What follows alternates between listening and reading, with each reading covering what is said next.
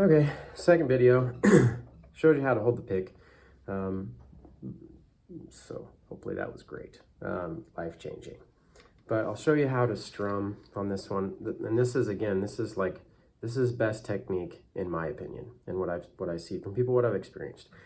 Inevitably, so you have only, first of all, I'm just going to mute the strings or have them open, or I might do a harmonic so you can hear them ring. But anyway, I'll move on. There's, when you're plucking, or when you're strumming, I should say, hold on a sec. There we go. That's better. That's more better. There's only a few places where you can move the pick. You can move it with elbow. You see that joint? I'm not moving my wrist at all. That's all elbow. Okay. That's a big movement and a lot of muscle going on behind it. So if you only do that, you're going to be murdering your strings. You're going to sound really abrasive. You have very little control over individual smaller notes.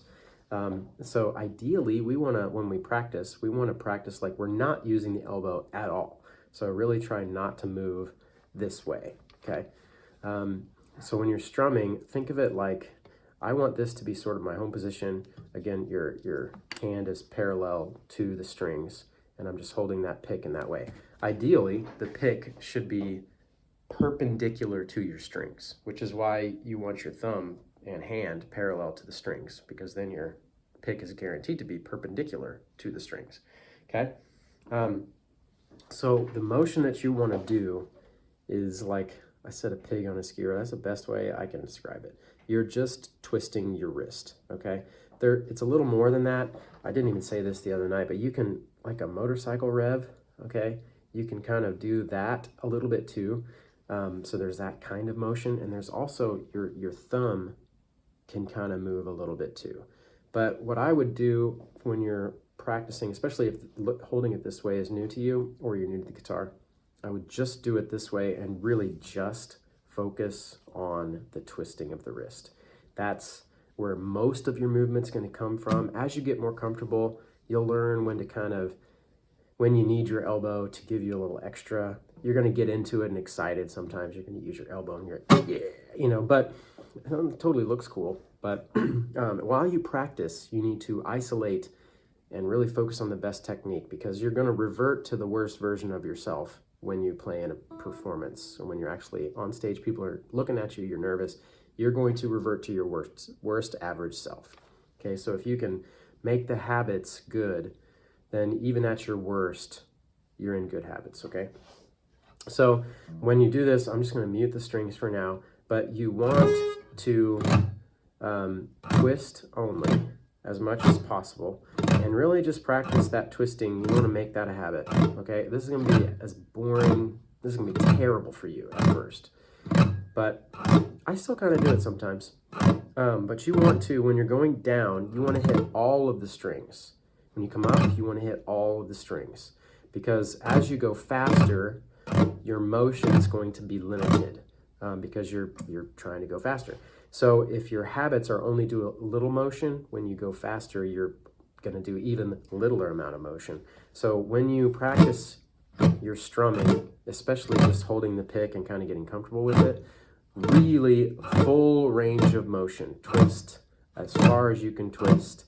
And again, I'm keeping like if I were to just go back to normal, the pick is right over in between the D and G strings, the middle two. No, on average, okay.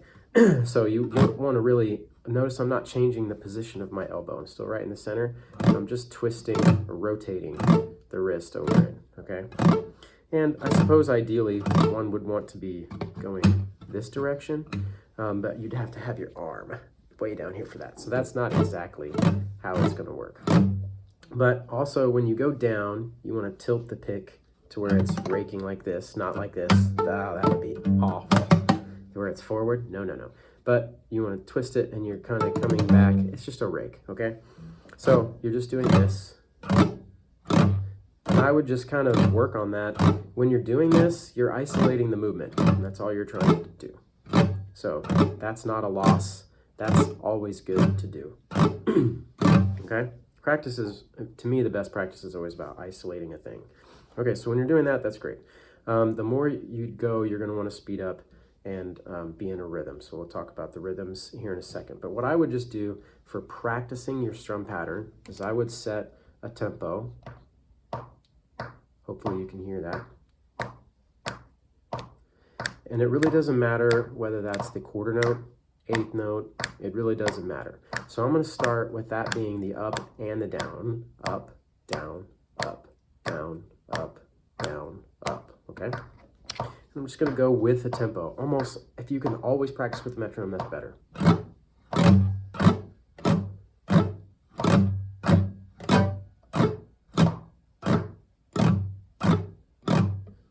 If you have to do open strings,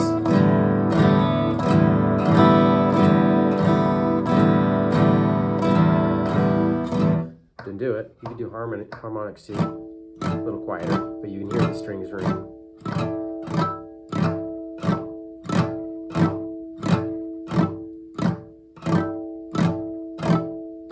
The better you get, you can make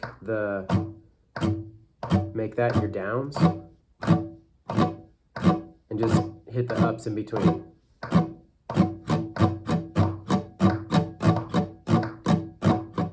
That's why it's good to be on a metronome.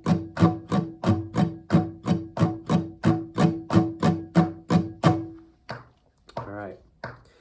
While you're practicing though, it's really, really important that you practice at a speed when you're isolating and making good habits on your motion here. It's really important that you are able to think about all the things. So go at a tempo, even if it's way too slow, like it's just boringly slow. You want to be able to do it at a tempo that you can continue to work on the beat, but that you can also pay attention to everything, okay? Be able to look at your pick, be able to focus on that, be able to focus on the rotating, be able to look at your elbow. Am I moving it? Is it sitting in a good spot? Am I over the strings in the right way? You want to be observing that throughout the whole practice time that you're doing that. So whatever speed you have to do it, to be able to think about all of those things, do it at that speed. One thing I will say, and I'll try to reiterate this on other ones if I do other videos, if you pay attention to your body, pay attention to your body. If your body is hesitating, or if you're noticing that you're like stiff, your elbows are stiff, you don't feel relaxed, if it's just a little ahead of you, slow it down, because this is going to take a minute. I know we're at 8 minutes right now, but this is actually really important. Your body is being programmed. That's what you're doing. And you're going to feel like a duck out of water. This is not going to feel natural. It doesn't. You're going to be like adjusting it every 5 seconds. It's going to get loose. You're going to have to put it back in there. You're going to have to move it forward, backward. You're going to have to do all that stuff. You're going to have to reposition your elbow. It's going to be awful for you for a while. You're going to feel like, yeah. And that's how you felt when you first started walking. You just don't remember. Your brain is not used to communicating with your body to do this stuff. So you're going to have to take time. The slower you go, what you want to think about is whatever you make a habit of, you're going to keep doing that. And then if you build on top of that, you're going to keep what's happening there. So if you can slow it down to where you're doing it perfectly, like perfectly, even if it's at insanely slow, when you creep it up, the tempo, you're going to, if you make yourself, you're going to keep yourself being perfect, ideally. So you're making a foundation that is smooth.